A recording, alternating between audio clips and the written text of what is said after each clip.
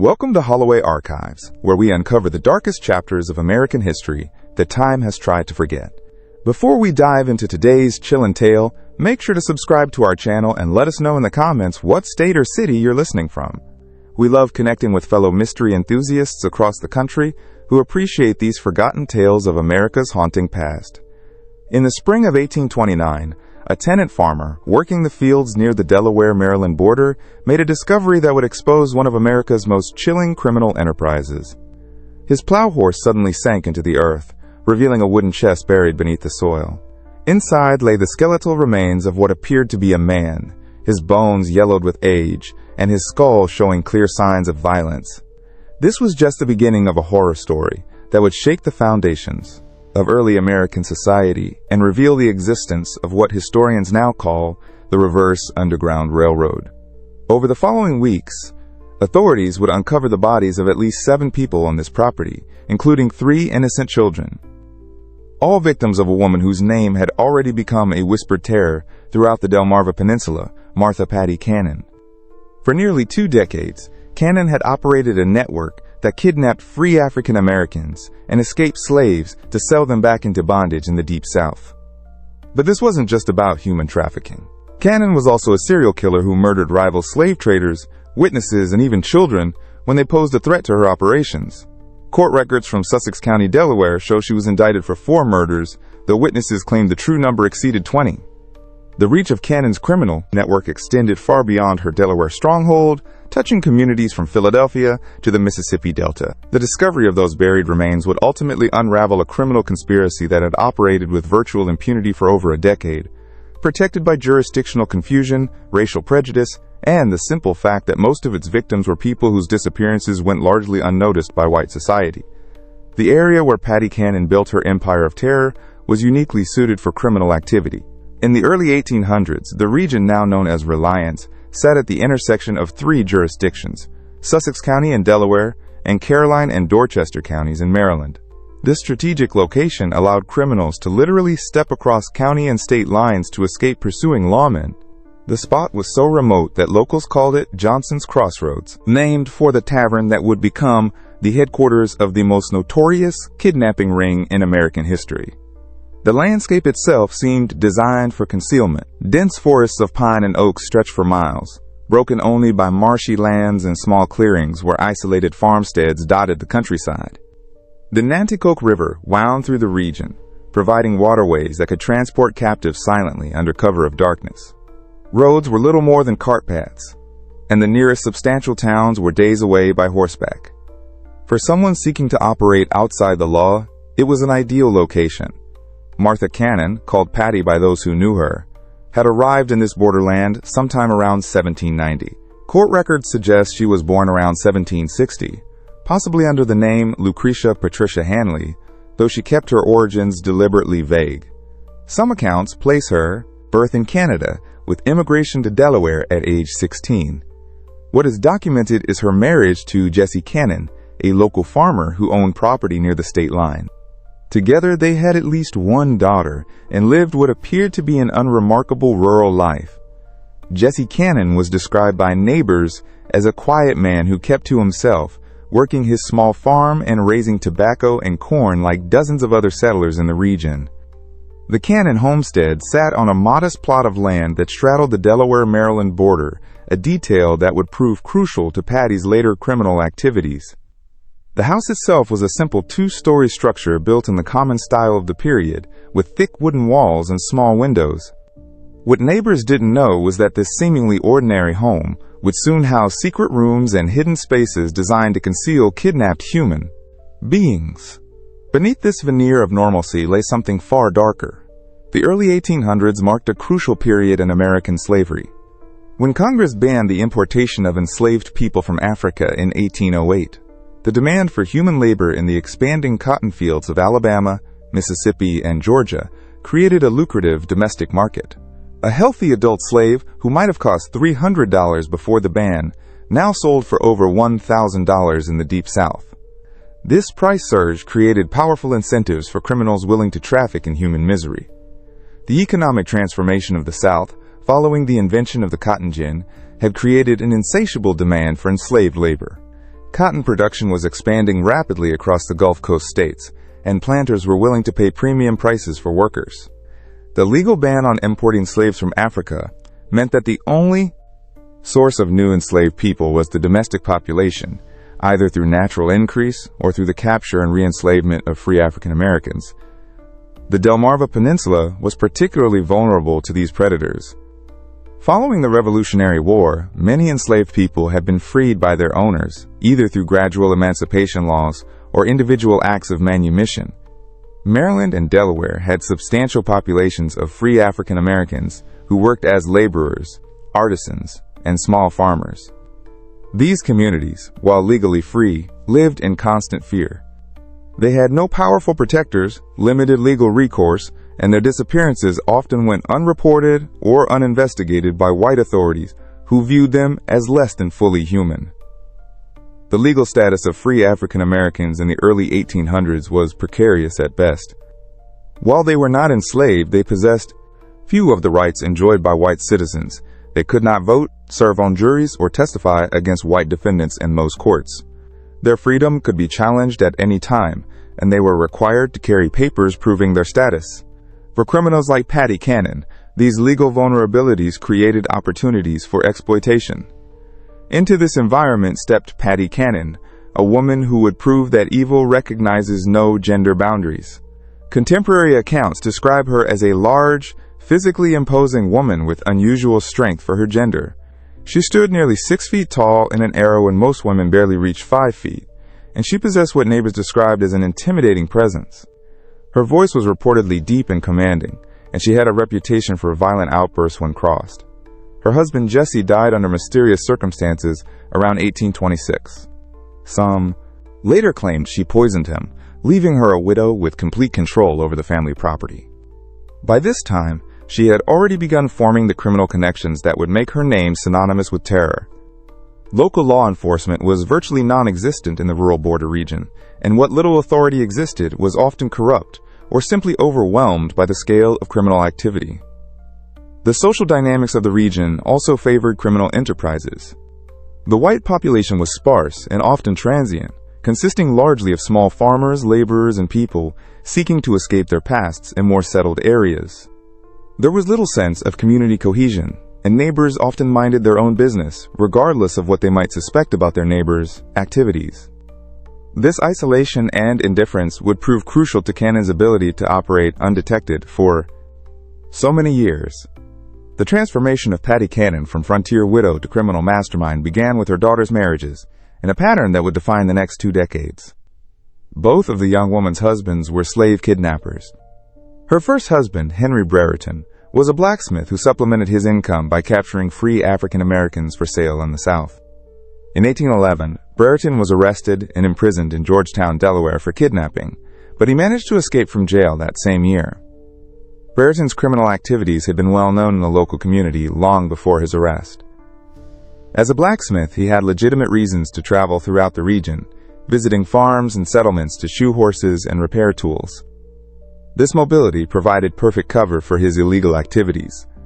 He would identify potential victims during his legitimate business calls, noting which families had teenage children or young adults who might bring high prices in southern slave markets.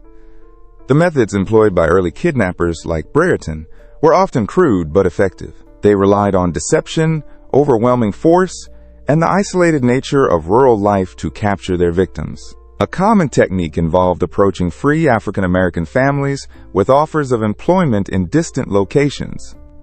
Parents, desperate for economic opportunities for their children, would sometimes allow them to travel with these supposed employers, only to discover too late that they had signed their children's death warrants. It was after his escape that the first documented murder connected to the Cannon family occurred. Brereton, working with Patty Cannon and another criminal named Joseph Griffith, ambushed a slave trader known only as Ridgely at Cannon's Tavern. The plan was simple, but brutal. Get the victim drunk, rob him of his money and slaves, then eliminate the witness. Court records show that Ridgely was shot and killed during the robbery. Brereton and Griffith were eventually captured and hanged on April 13, 1813, but Patty Cannon escaped prosecution. The Ridgely murder marked a significant escalation in the criminal activity centered around the Cannon property. Prior to this incident, the family had been involved primarily in facilitating kidnappings and providing safe haven for criminals passing through the region. The willingness to commit murder for profit demonstrated a level of ruthlessness that would characterize all of Cannon's future activities. Contemporary newspaper accounts of the Ridgely case provide disturbing details about the crime. The victim had been traveling through the region with a substantial amount of money, estimates suggest, between $3,000 and $5,000, intended for purchasing enslaved people in local markets. He had stopped at what he believed was a legitimate tavern for food and lodging, unaware that he had walked into a trap. The conspirators plied him with alcohol throughout the evening, waiting for the right moment to strike. When Ridgely finally retired to his room, Brereton and Griffith followed him. Neighbors later reported hearing shouting and the sound of a struggle, followed by a gunshot. By morning, Ridgely was dead, his money was gone, and his wagon and horses had disappeared. The body was hastily buried on the property, beginning what would become a regular practice of using the isolated location as a dumping ground for murder victims. The execution of her daughter's first husband did nothing to deter Cannon from her chosen path. Instead, it seemed to refine her methods and strengthen her resolve to build a more sophisticated criminal organization. The lesson she drew from Brereton's capture was not that crime didn't pay, but rather that criminals needed better organization and more careful planning to avoid detection. When her daughter remarried, this time to Joseph Johnson, Cannon gained a partner who would prove even more valuable to her criminal enterprise. Johnson wasn't just another kidnapper. He was a businessman who understood the logistics of human trafficking on a regional scale. He had connections throughout the South, experience in transportation and logistics, and most importantly, the capital necessary to expand their operations beyond simple opportunistic crimes. Johnson brought to the partnership a tavern located precisely on the Delaware-Maryland state line. This establishment, which became known as Joe Johnson's Tavern, was positioned so strategically that different rooms literally sat in different states. This geographic advantage allowed them to move kidnapped victims between jurisdictions to confuse pursuing authorities.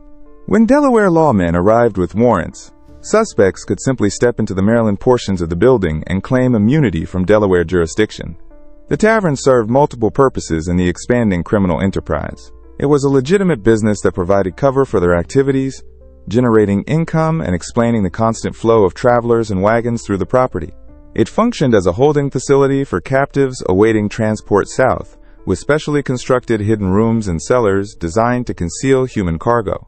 And it served as a meeting place for the network of criminals who worked for them, a neutral ground where plans could be made and profits divided. The physical layout of the tavern reflected its multiple functions. The main floor appeared completely normal, with a common room for travelers, a bar area, and rooms for legitimate guests. But beneath the building lay a series of cellars and tunnels that had been specially constructed for hiding kidnapped people. These underground spaces were accessible through concealed entrances and were designed to muffle sound and prevent escape.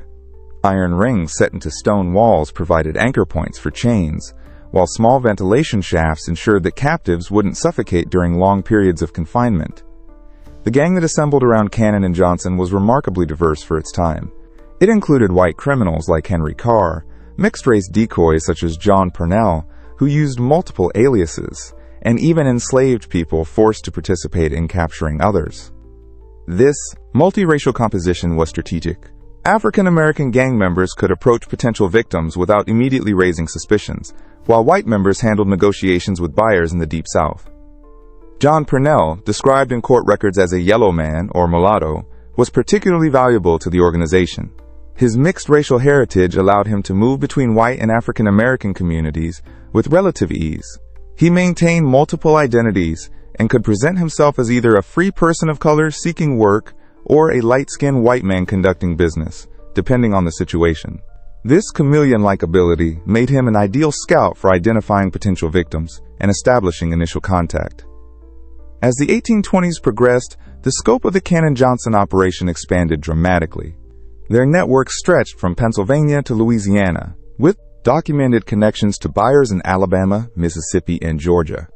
Mayor Joseph Watson of Philadelphia, a Quaker deeply committed to protecting free African Americans, began tracking the disappearances of citizens from his city and tracing them back to the Delmarva Peninsula. Watson's investigations revealed the horrifying scale of the operation. In 1825 alone, he documented dozens of kidnappings connected to the Cannon Gang. The victims weren't just random targets. They were often specifically chosen for their vulnerability. Young adults brought the highest prices in southern markets. But children were also valuable as they could be trained for specific tasks and would provide decades of labor. The systematic nature of these kidnappings demonstrated a level of organization that went far beyond opportunistic crime. The gang maintained detailed intelligence about potential targets, tracking families and individuals who might be vulnerable to capture. They knew which young people had recently lost their jobs, which families were struggling financially, and which individuals might be tempted by offers of employment in distant locations. This information network extended throughout Philadelphia, Baltimore, and other cities with substantial free African American populations. One of the most detailed accounts comes from Lydia Smith, a 25-year-old free woman who was kidnapped in 1825. Her testimony, preserved in court records, describes being held first in Cannon's house, then moved to Johnson's Tavern, where she was kept in chains for 5 months.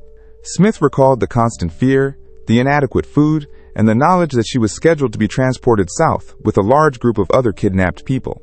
Only her eventual rescue by Watson's network saved her from a lifetime of bondage. Smith's account provides crucial details about the conditions endured by victims of the Cannon Gang. She described being seized while walking alone on a road near Philadelphia, overpowered by multiple attackers, and transported by wagon to the Delaware-Maryland border. The journey took several days, during which she was kept blindfolded and chained to prevent escape attempts. Upon arrival at the Cannon property, she was placed in a hidden room beneath the main house, where she discovered she was not alone. The underground holding areas, according to Smith's testimony, contained dozens of other kidnapped people at various times. Men, women, and children were kept in separate areas, all chained to prevent escape. The conditions were deliberately harsh. Inadequate food, no sanitation facilities, and constant darkness, except when guards brought candles during feeding times. The psychological torture was as brutal as the physical conditions, as captives knew they were destined for sale into lifelong bondage. Smith also provided details about the gang's methods for processing their human cargo. Victims were systematically stripped of any documentation proving their free status, and any personal belongings that might help identify them were destroyed. They were given new names and false backgrounds that would support their sale as legitimate slaves. Those who resisted or attempted to maintain their true identities were beaten until they complied. The gang's operations were an open secret in the local community. Neighbors knew that people disappeared near the Cannon property, that wagons arrived at odd hours, and that Johnson's Tavern hosted suspicious meetings. But the victims were African Americans in a society where their word carried little weight against that of white criminals. Local law enforcement, when it existed at all, showed little interest in investigating crimes against people they viewed as inherently suspicious. The complicity of the local white community in the gang's activities went beyond mere indifference. Some neighbors actively supported the criminal enterprise, either through direct participation or by providing information about potential victims. Local merchants supplied the gang with provisions, asking no questions about the source of their payment. Even some law enforcement officials were suspected of taking bribes to look the other way when suspicious activities were reported. This indifference changed only when white victims entered the equation. The gang didn't just kidnap free African Americans. They also robbed and murdered slave traders who came through their territory carrying large amounts of cash. These victims were white men engaged in the legal slave trade, and their disappearances attracted the attention that African American victims never received. The first documented case occurred around 1820, when a slave trader from Georgia named Bell or Miller vanished while traveling through the area. This man had been carrying a substantial sum of money, some accounts suggest $35,000, intended for purchasing enslaved people. He was last seen at Cannon's establishment, and his horse was later found in her possession.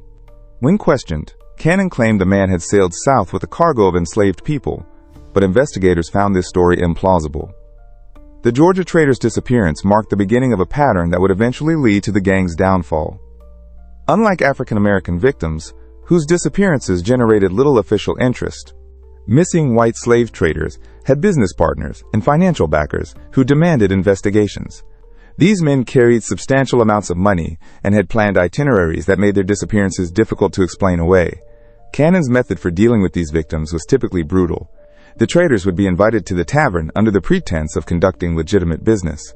Once there, they would be plied with alcohol and encouraged to discuss their financial resources and travel plans. When the opportunity arose, they would be murdered and robbed, their bodies buried on the property, and their money and any enslaved people they were traveling with would be incorporated into the gang's operations. The profits from these murders were substantial. A single slave trader might carry enough money to fund the gang's operations for months. The enslaved people they were transporting could be sold through the gang's southern networks, generating additional income. Most importantly, eliminating these competitors helped the gang maintain their monopoly on criminal activities in the region. By the mid-1820s, pressure was mounting on the Cannon-Johnson gang from multiple directions. Mayor Watson of Philadelphia had begun offering substantial rewards for information leading to arrests, and Governor John Andrew Schulz of Pennsylvania was coordinating with officials in southern states to track kidnapped citizens. Their investigations were revealing not just individual crimes, but a systematic network that had been operating for over a decade. The reward offered by Watson, $500 for information leading to arrests, represented a substantial sum for the period, equivalent to several months' wages for most working people. This financial incentive began to loosen tongues in communities that had previously remained silent about the gang's activities. Former associates, to satisfy gang members and even some victims who had managed to escape, began providing information to authorities. The gang's response to this pressure was characteristically violent. Rather than scaling back their operations, they began eliminating potential witnesses more aggressively. This decision would ultimately prove to be their downfall, as it expanded their list of victims to include people whose disappearances could not be ignored. The escalation in violence during this period reflected Patty Cannon's increasingly paranoid mindset. She had built a criminal empire that generated enormous profits. Estimates suggest the gang's annual income exceeded $50,000, a fortune by early 19th century standards. But this success had made her a target for law enforcement attention, and she became convinced that former associates posed an existential threat to her operations. The most crucial figure in the gang's eventual exposure was a mixed-race boy named Cyrus James. Cannon had purchased James as a slave when he was only 7 years old and had raised him in her household. As he grew older, James was forced to participate in the gang's activities, serving as a decoy to lure other African Americans into traps. His intimate knowledge of the gang's operations, combined with his growing revulsion at the violence he witnessed, made him both an invaluable asset and a potential liability. James's position in the Cannon household was unique and tragically complex. As an enslaved child, he had no choice but to participate in whatever activities his owner demanded.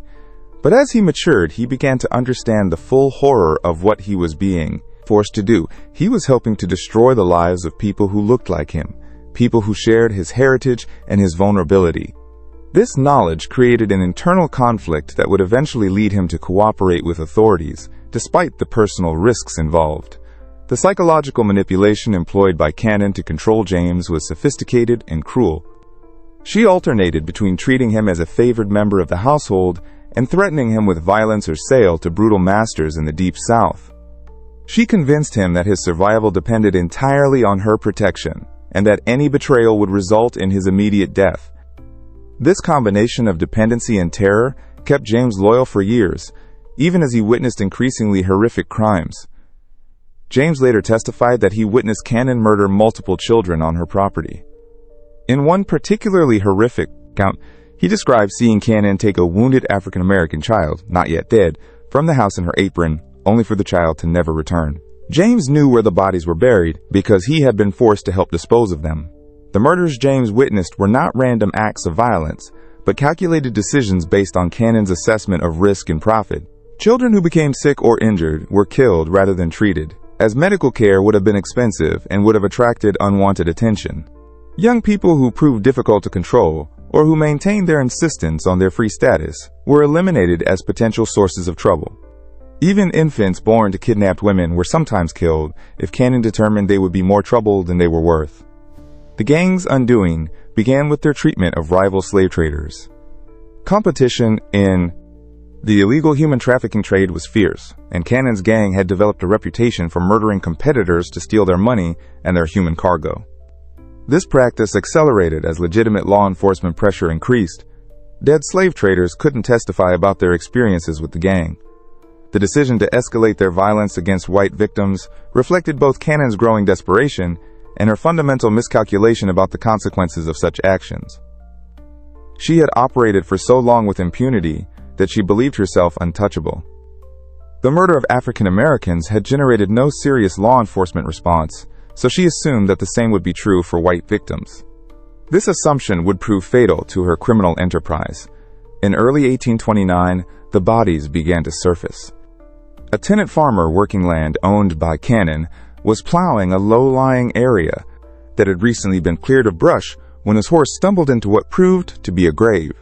Inside a wooden chest, he discovered human bones that authorities determined belonged to the missing Georgia slave trader from nearly a decade earlier. This discovery triggered a systematic search of the property that would uncover multiple burial sites. The farmer who made the initial discovery was working land that Cannon had rented out for additional income. The area had previously been unused because it was prone to flooding, but recent dry weather had made it suitable for cultivation. When the farmer's plow horse suddenly sank into the ground, he initially assumed he had encountered a natural depression or perhaps an old well. It was only when he began digging to free his horse that he realized he had stumbled upon something far more sinister. The wooden chest containing the bones was remarkably well preserved, suggesting it had been buried relatively recently, despite containing decade-old remains. The chest itself appeared to have been specifically constructed for the purpose of concealing a body, with dimensions that precisely accommodated a human form. This level of preparation indicated that the burial was not a hasty attempt to conceal a crime, but rather part of a systematic approach to body disposal that had been refined over years of practice. The discovery of the first body in early 1829 set in motion a chain of events that would finally bring Paddy Cannon's criminal empire to an end. Delaware authorities, working with their counterparts in Maryland, obtained search warrants and began a comprehensive investigation of all properties connected to the Cannon-Johnson gang. What they found exceeded their worst expectations. The investigation was led by Sheriff Joseph Houston of Sussex County, Delaware, working in coordination with Maryland authorities and representatives from the Pennsylvania governor's office. This multi-jurisdictional approach was unprecedented for the time period and reflected the growing recognition that the Cannon gang's activities crossed state boundaries and required coordinated law enforcement response. The search warrants obtained by authorities were remarkably broad, allowing them to excavate any areas of the Cannon properties where bodies might be concealed. This legal authority was crucial, as it provided protection for investigators who might otherwise have been accused of trespassing or illegal search and seizure. The warrants also specified that any evidence discovered could be used in prosecutions across multiple jurisdictions, helping to close the legal loopholes that the gang had exploited for years. On April 3, 1829, Cyrus James was captured in Delaware. The circumstances of his arrest remain somewhat unclear, but court records suggest he was attempting to flee the region when he was apprehended. Faced with overwhelming evidence and the prospect of execution, the young man who had been forced into a life of crime as a child made a fateful decision. He would cooperate with authorities and reveal everything he knew about Paddy Cannon's operations. The decision to cooperate was not made lightly by James. He understood that his testimony would likely result in his own prosecution for the crimes he had been forced to commit. But he also recognized that continued silence would mean protecting the woman who had enslaved him and forced him to participate in the destruction of countless other lives. His cooperation represented not just a legal strategy but a moral choice to finally break free from the psychological control that Cannon had maintained over him for years. James's testimony was devastating. Speaking to a justice of the peace in Seaford, Delaware, he provided detailed accounts of murders spanning nearly a decade. He told investigators that Joseph Johnson, his brother Ebenezer Johnson, and Paddy Cannon had shot the Georgia slave trader while he was eating supper at Cannon's house. He had watched them carry the body to a wooden chest and bury it on the property. But this was just the beginning of his revelations. The level of detail in James's testimony was extraordinary and provided investigators with their first comprehensive understanding of the gang's operations. He was able to describe not just individual crimes, but the systematic methods employed by the gang over many years. He knew the locations of burial sites, the identities of other gang members, the routes used to transport kidnapped people, and the networks of buyers and sellers that stretched across multiple states. Following James's directions, authorities began excavating the Cannon property systematically. In a garden area, they found the body of a young mixed-race child. According to James's testimony, this child had been enslaved by Cannon, along with his mother. Cannon had killed the child because she suspected the father was white, possibly a member of her own family. The articles preserving this testimony contain no information about the fate of the child's mother, leaving open the horrifying possibility that she too was murdered. The discovery of the child's body was particularly disturbing to investigators because it demonstrated the extent of Cannon's callousness. This was not a victim of kidnapping or a rival criminal. This was a child who had been born into Cannon's household and lived under her control. The murder appeared to have been motivated purely by Cannon's racist paranoia and her fear that a mixed-race child might somehow threaten her operations. Additional excavations revealed 2 wooden boxes, each containing human bones. James identified one set of remains as belonging to another child he had seen Cannon beat to death with a piece of wood. The third set belonged to an adult whom James described as someone they considered had property, meaning the gang believed this person was free and might have resources worth stealing. The systematic nature of these murders painted a picture of Cannon as something beyond a simple criminal. She was a serial killer who had been operating with impunity for years, protected by the isolation of her location, the indifference of local authorities to crimes against African Americans, and a network of co-conspirators who shared in her profits.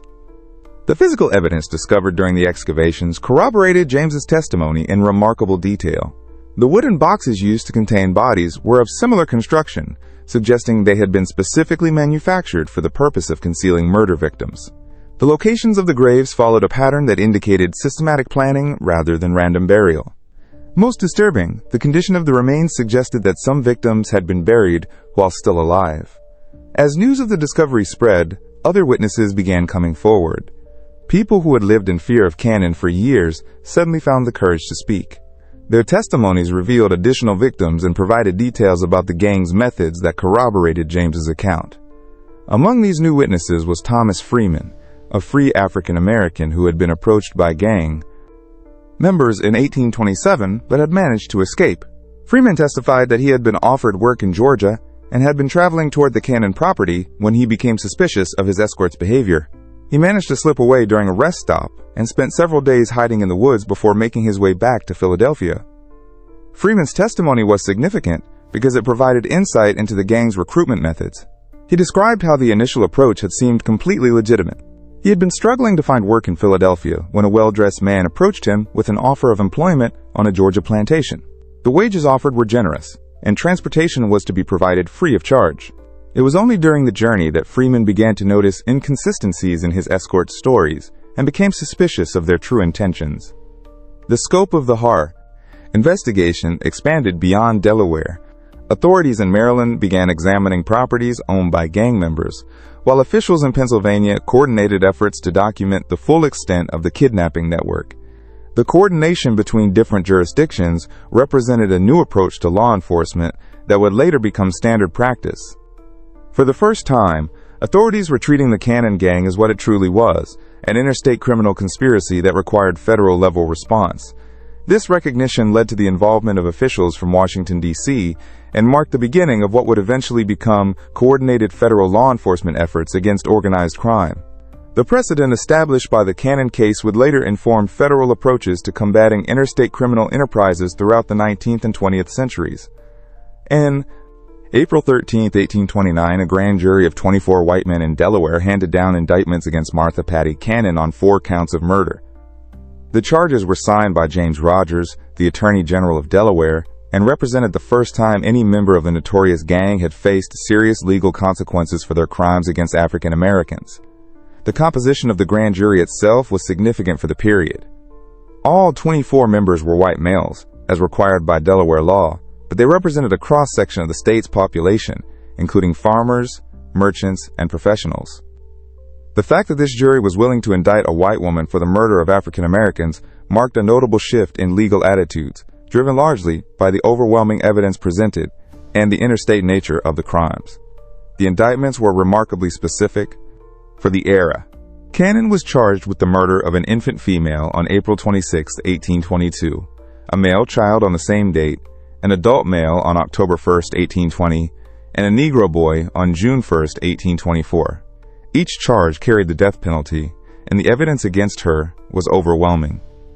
The specificity of these charges reflected the thorough investigation conducted by authorities. Unlike many criminal cases of the period, which relied primarily on witness testimony and circumstantial evidence, the Cannon case was built on physical evidence, multiple corroborating witnesses, and detailed confessions from a participant who had intimate knowledge of the crimes. This combination of evidence types made the case virtually impossible to defend against. Cyrus James's testimony formed the backbone of the prosecution's case. His detailed knowledge of the gang's operations, combined with his ability to lead authorities to burial sites, made him the most valuable witness in Delaware legal history up to that point. The young man who had been forced into crime as a child now held the power to bring justice to the woman who had terrorized the region for decades. The prosecution team was led by Attorney General James Rogers, who had made his reputation prosecuting complex criminal cases across Delaware. Rogers understood that the Cannon case represented an opportunity to demonstrate that the law applied equally to all citizens, regardless of their race or social status. He also recognized that a successful prosecution would send a strong message to other criminal enterprises operating in the region. But Patty Cannon herself presented a figure that defied easy categorization, even for her contemporaries. Newspaper accounts described her as a large, physically powerful woman who commanded fear and respect, even from hardened criminals. At approximately 70 years old, she remained sharp-minded and defiant, showing no remorse for her actions, even when confronted with irrefutable evidence. Contemporary descriptions of Cannon during her imprisonment paint a picture of an unrepentant criminal who seemed genuinely puzzled by the legal proceedings against her. She apparently viewed her actions as legitimate business activities and expressed bewilderment that authorities were prosecuting her for crimes against people she considered to be property rather than human beings. The conditions of her imprisonment in the Sussex County Jail in Georgetown, Delaware, reflected both the seriousness of her crimes and the unusual nature of having a female defendant facing multiple murder charges.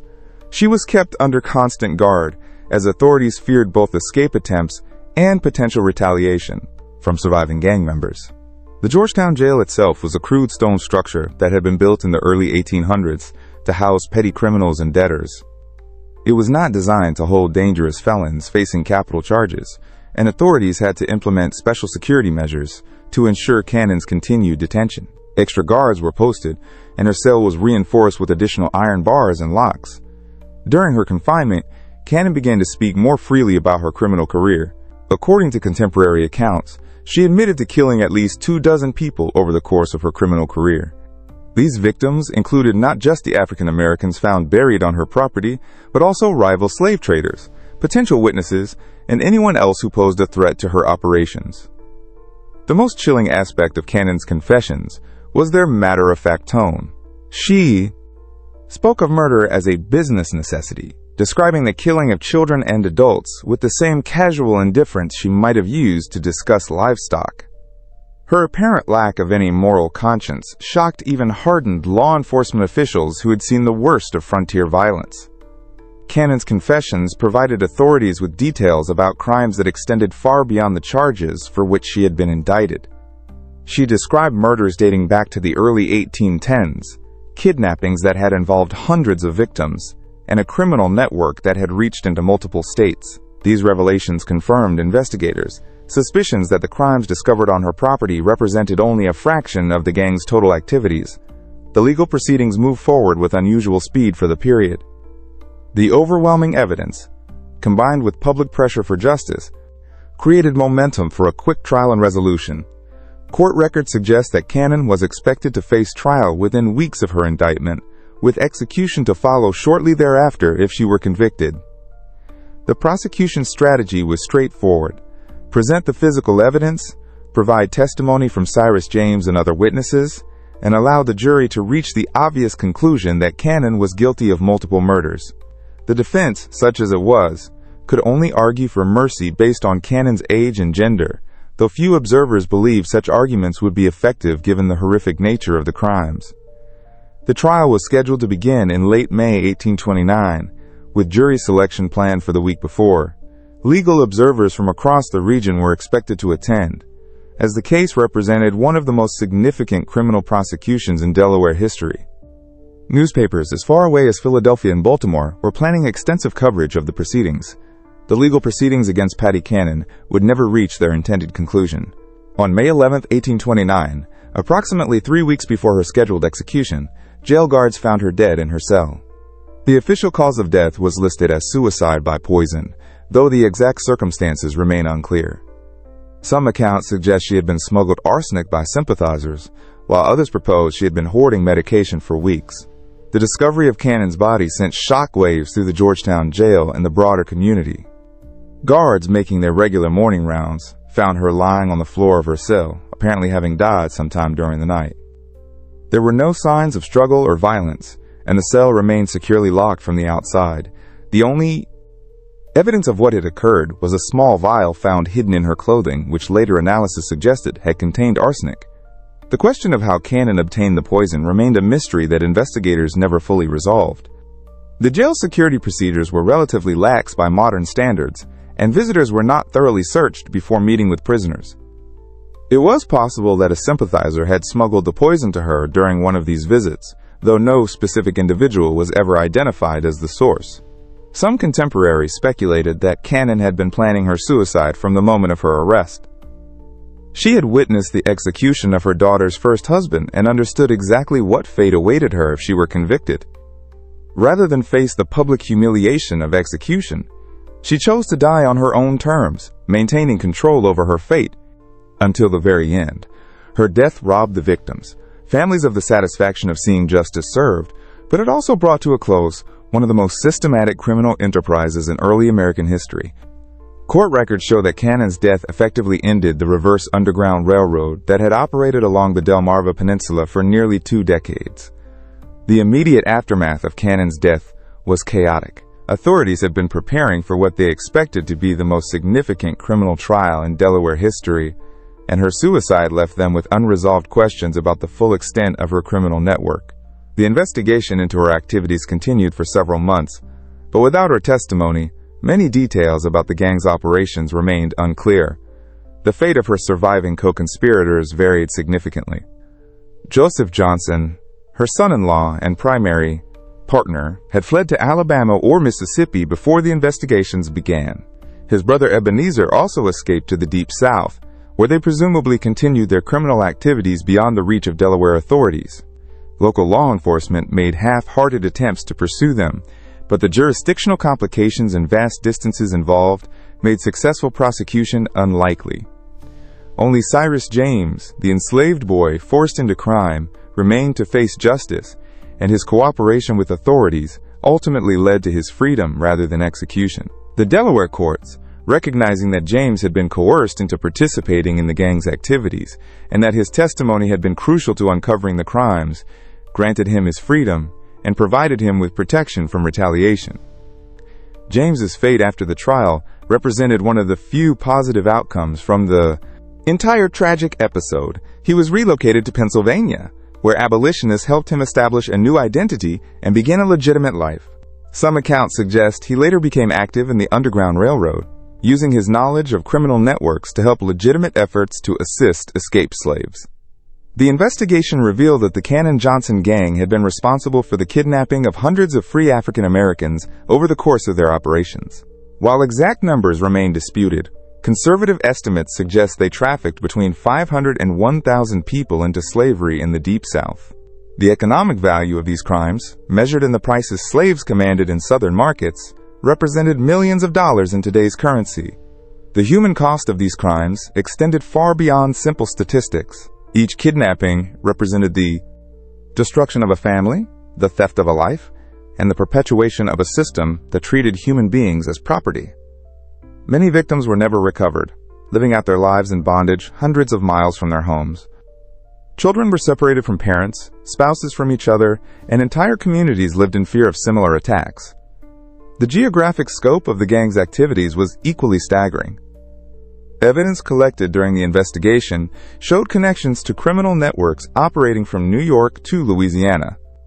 The Cannon Gang had been part of a larger system of illegal human trafficking that exploited the jurisdictional confusion and limited law enforcement capabilities of the early 19th century. The methods employed by the gang were sophisticated and varied depending on the circumstances and the intended victims.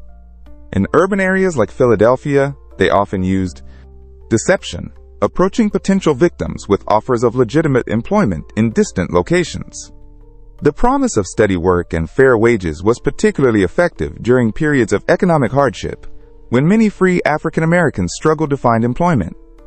In rural areas, the gang employed more direct methods, including outright kidnapping and the use of force. Isolated farmsteads and small communities provided opportunities for criminals to operate without immediate detection.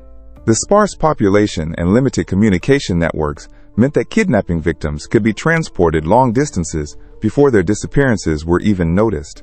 The gang also exploited the legal vulnerabilities of free African Americans. Many victims carried freedom papers that could be easily destroyed or confiscated, leaving them with no way to prove their legal status. Once these documents were eliminated, victims could be sold as legitimate slaves with little risk of detection. The gang maintained contacts with corrupt officials who would provide false documentation supporting the sale of kidnapped people as legal property. The transportation networks used by the gang were equally sophisticated. They maintained safe houses and way stations throughout the mid-Atlantic region, allowing them to move human cargo in stages to avoid detection. These facilities were often disguised as legitimate businesses or integrated into existing commercial operations to provide cover for their activities. The gang's financial operations were complex and far-reaching. They maintained accounts with banks in multiple states and used a network of intermediaries to conduct transactions and launder money. The profits from their activities were invested in legitimate businesses, real estate, and other criminal enterprises, creating a diversified criminal empire that generated income from multiple sources. Patty Cannon's body was initially buried in the graveyard of the Georgetown jail where she died. The burial was conducted without ceremony, reflecting the community's desire to forget the horrors associated with her name. When that land was later developed into a parking lot in the 20th century, her remains were moved to a potter's field near the new prison. In a bizarre twist that reflects the sensationalist attitude toward her crimes, her skull was separated from the rest of her remains and put on display in various venues over the years. As recently as 1961, it was on loan to the Dover Public Library, serving as a macabre reminder of one of Delaware's darkest chapters. This treatment of her remains, while disturbing by modern standards, reflected the public's continued fascination with her crimes and their desire to remember the horrors she had perpetrated. The legacy of Patty Cannon extends far beyond her individual crimes. Her story illustrates the systematic violence that underpinned American slavery, the vulnerability of free African Americans in the antebellum period, and the ways that geographic and legal loopholes could be exploited by sophisticated criminals. The reverse Underground Railroad she operated represented the dark mirror image of the networks that helped enslaved people escape to freedom, a reminder that for every story of liberation, there were countless others of re-enslavement and death. Modern historians continue to study the Cannon case as an example of how criminal enterprises could flourish in the gaps between legal jurisdictions. Her ability to operate for nearly 2 decades, despite the knowledge of local communities, demonstrates the combination of racism, legal limitations, and economic incentives that allow such horrors to continue. The case also highlighted the limitations of early 19th century law enforcement. The lack of coordination between different jurisdictions, the absence of professional police forces, and the limited communication capabilities of the period all contributed to the gang's ability to operate with impunity. These lessons would later inform efforts to develop more effective law enforcement strategies for dealing with interstate crime. The impact on the local community was profound and lasting. The area around Johnson's Crossroads never fully recovered from its association with the Cannon Gang. The name was eventually changed to Reliance in an effort to escape the infamy, but the stigma persisted for generations. Property values in the area remained depressed for decades, and many families chose to relocate rather than remain in a place associated with such horrors. Local folklore surrounding the Cannon property persisted well into the 20th century. Residents reported strange sounds, unexplained lights, and other phenomena that they attributed to the restless spirits of Cannon's victims. Whether these accounts reflected genuine supernatural experiences or the psychological impact of the area's dark history, They demonstrated the lasting effect of the crimes on the collective memory of the community. The Cannon case also had broader implications for American society's understanding of race and crime. The willingness of authorities to finally prosecute these crimes, even though the victims were primarily African Americans, marked a small but significant shift in legal attitudes. While this change was limited and temporary, it represented recognition that all people, regardless of race, deserved legal protection. The documentation and investigation of Cannon's crimes also contributed to the growing abolitionist movement. The systematic nature of the kidnapping network and the ease with which free African Americans could be reduced to slavery provided powerful evidence for abolitionists arguing that the entire system of slavery was inherently corrupt and dangerous. Prominent abolitionists like William Lloyd Garrison and Theodore Dwight Weld used the Cannon case as evidence in their arguments against slavery. They pointed to the gang's activities as proof that the institution of slavery corrupted not just those who owned slaves, but entire communities and regions. The case became a rallying point for those advocating for the immediate abolition of slavery throughout the United States. In the decades following Cannon's death, her story became part of regional folklore, though the details were often distorted or sensationalized. Numerous books, pamphlets, and newspaper articles recounted her crimes, though many mixed fact with fiction in ways that made it difficult to separate historical truth from legend. The most famous of these was George Alfred Townsend's novel, The Entailed Hat, published in 1884, which used Cannon's story as the basis for a melodramatic tale of frontier crime. While Townsend's account contained many factual errors and fictional embellishments, it helped preserve the basic outline of the Cannon story for future generations and established her place in American criminal folklore. The site of the original Cannon house remained a source of morbid fascination for decades. Visitors would travel to the remote location to see where the crimes had occurred, and local residents developed a cottage industry, providing tours and selling souvenirs. The original house was finally torn down in 1948, but the site continued to attract curiosity seekers well into the modern era. Archaeological investigations of the Cannon property in the 20th century revealed additional evidence of the gang's activities. Excavations uncovered more human remains, personal belongings of victims, and artifacts related to the illegal slave trade. These discoveries provided modern historians with additional insights into the methods and scope of the gang's operations. The Cannon case also influenced the development of federal law enforcement in the United States.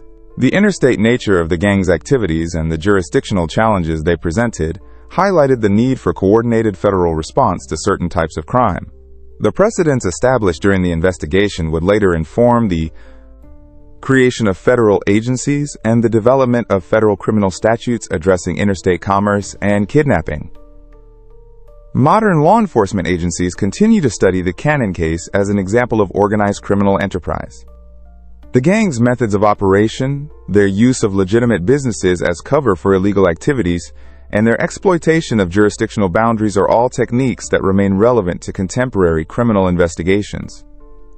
The story of Patty Cannon serves as a stark reminder of the human capacity for evil and the importance of vigilant law enforcement and community responsibility. It demonstrates how criminal enterprises can flourish in environments where society fails to protect its most vulnerable members. The indifference that allowed Cannon to operate for decades was finally overcome only when her crimes expanded to include white victims, whose disappearances could not be ignored.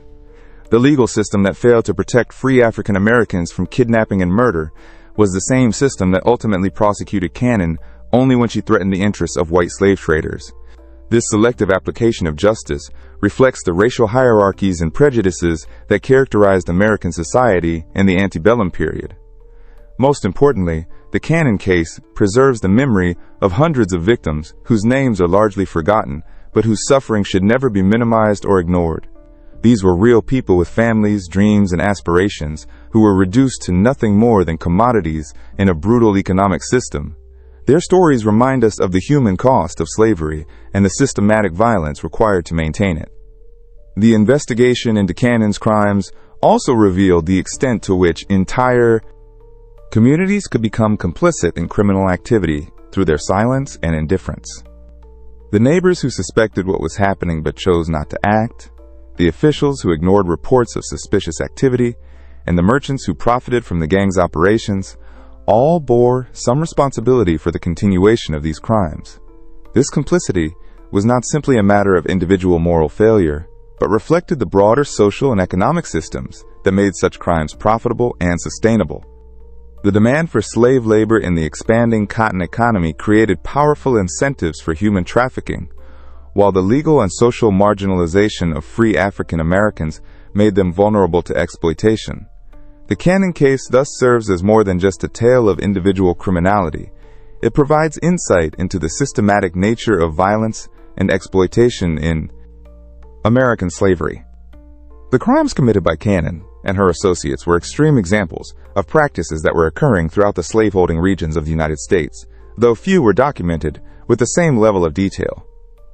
The evidence suggests that Patty Cannon's gang was part of a much larger network of illegal human trafficking that extended far beyond the Delaware-Maryland border. Many questions remain unanswered about the full extent of their activities and the fate of their victims. The incomplete nature of the historical record means that the true scope of these crimes may never be fully known. What we do know is that the Cannon case represents one of the most thoroughly documented examples of systematic criminal enterprise in early American history.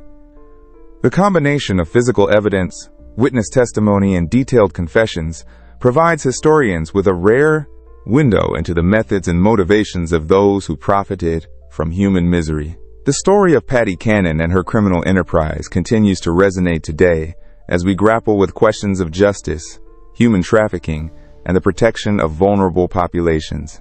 The lessons learned from this dark chapter of American history remain relevant as we work to prevent similar crimes in our own time.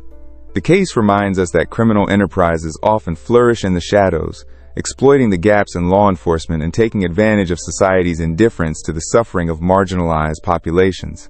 It demonstrates the importance of coordinated law enforcement efforts and the need for communities to take responsibility for protecting their most vulnerable members.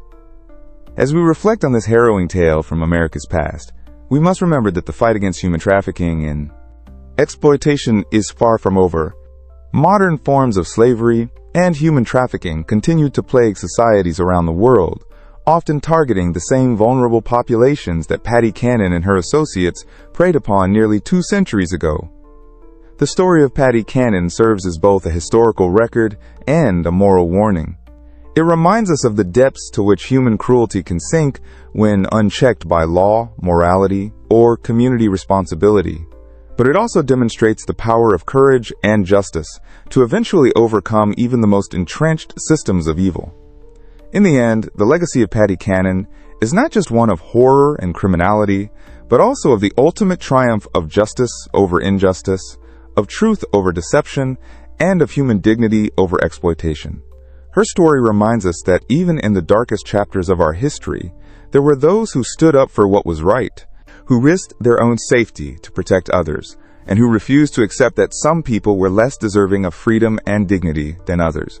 This is the story we must remember, not just as a tale of past horrors, but as a guide for our continued struggle to create a more just and equitable society for all people.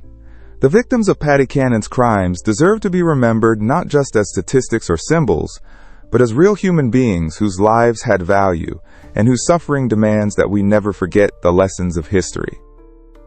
Thank you for joining us today on Holloway Archives as we explored this dark chapter from America's forgotten past.